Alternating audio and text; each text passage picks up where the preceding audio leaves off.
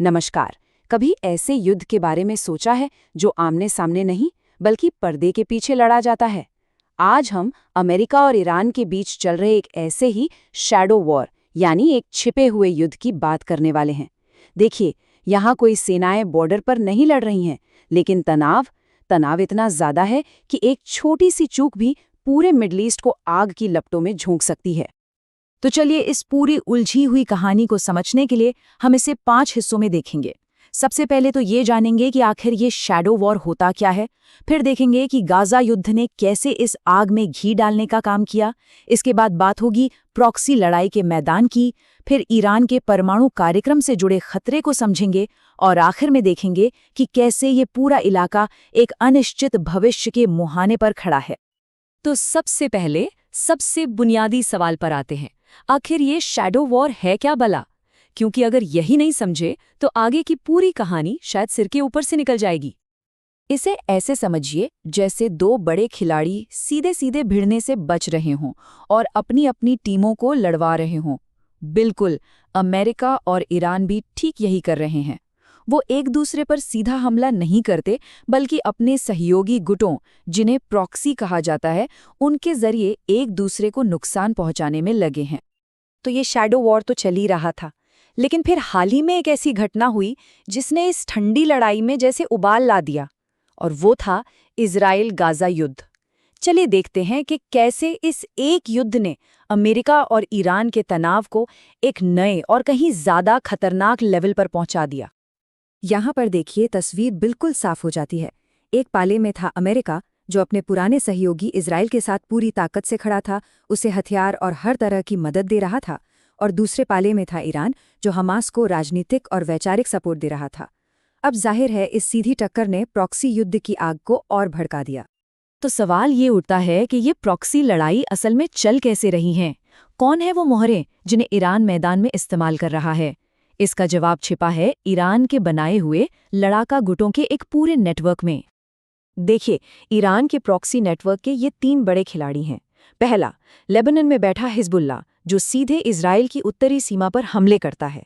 दूसरा, यमन में हूती विद्रोही, जो लाल सागर से गुजरने वाले जहाज़ों को निशाना बनाते हैं। और तीसरे, इराक और सीरिया में फैले कई मिलिशिया ग्रुप्स, जो सीधे अमेरिकी सैनिक ठिकानों पर रॉकेट और ड्रोन से हमला करते हैं। ये एक तरह से चारों तरफ से घेरने की रणनीति है। अब अमेरिका का क्या कहना है? उनका मानना साफ है कि ये हमले कोई इत्तेफाक नहीं है। इन सब की डोर ईरान के हाथ में है, और वही एक सोची समझी रणनीति के तहत इन गुटों को कंट्रोल कर रहा है। सीधे सीधे कहें तो यही तो है ईरान का लड़ने का तरीका। तो जवाब तो आना ही था। अमेरिका चुप नहीं बैठा, लेकिन उसने भी सीधे ईरान पर हमला करके एक बड़ी जंग छेड़ने के बजाय ईरान के प्रॉक्सीज को ही निशाना बनाया। अमेरिका ने इराक और सीरिया में मिलिशिया के ठिकानों पर बम बरसाए, यमन में हूतियों पर हवाई हमले किए। ये बिल्कुल जैसे को तैसा वाला जवाब था। ये एक बहुत ही पतली रस्सी पर चलने जैसा है, समझिए। अमेरिका का मकसद है ईरान को ये संदेश देना कि वो चुप नहीं बैठेगा, उसकी ताकत को कम ना आका जाए, लेकिन साथ ही वो एक बड़े युद्ध से भी बचना चाहता है जिसमें पूरी दुनिया फंस सकती है। ये एक ऐसा बैलेंस है जो जरा सा भी बिगड़ा तो तबाही मच सकती है।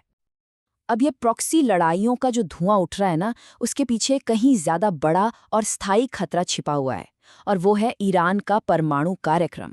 ये वो मुद्दा है जो इस पूरी कहानी को एक बहुत ही खतरनाक मोड़ दे सकता है।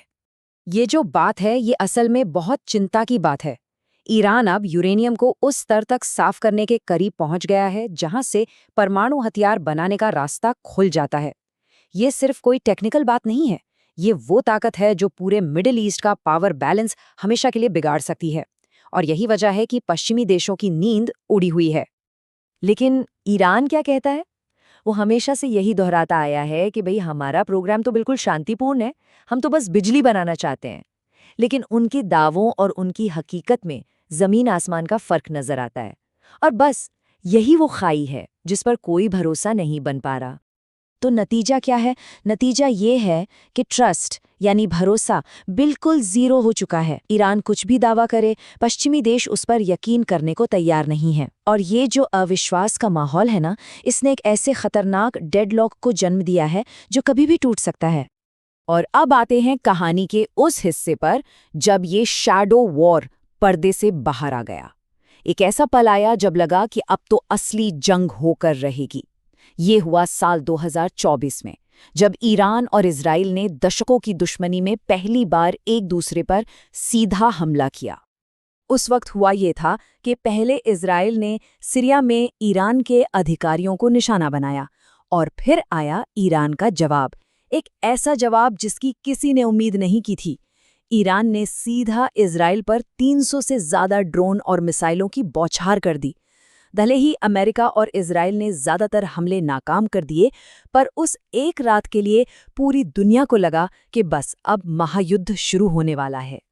इस बात को समझना बहुत जरूरी है, ये कोई मामूली घटना नहीं थी।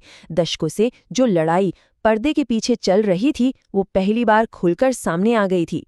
ईरान ने अपनी धरती से सीधा इजराइल पर हमला किया। ये शैडो वॉर के नियमों को तोड़ने जैसा था। तो आज की तारीख में हालात क्या हैं? एक बहुत ही अजीब और नाजुक संतुलन बना हुआ है। एक तरफ छोटे-मोटे हमले और जवाबी हमले अब भी जारी हैं, प्रॉक्सी वॉर रुका नहीं है।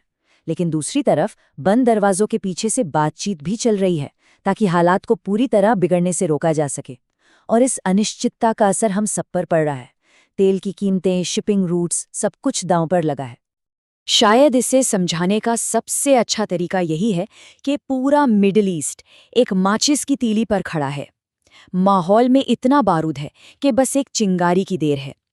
एक गलत कदम, एक और बड़ा हमला, और एक ऐसी आग लगेगी जिसे बुझाना शायद किसी के बस में नहीं होगा। और आखिर में यही आज का सबसे बड़ा सवाल बचता है, क्या अगला कोई बड़ा हमला वो आखिरी चिंगारी साबित होगा? क्या ये शैडो वॉर एक फुल स्केल यानी पूरे क्षेत्र को अपनी चपेट में लेने वाले युद्ध में बदल जाएगा? इस सवाल का जवाब सिर्फ मिडल ईस्ट का नहीं, बल्कि हम सबकी दुनिया का भविष्य तय करेगा।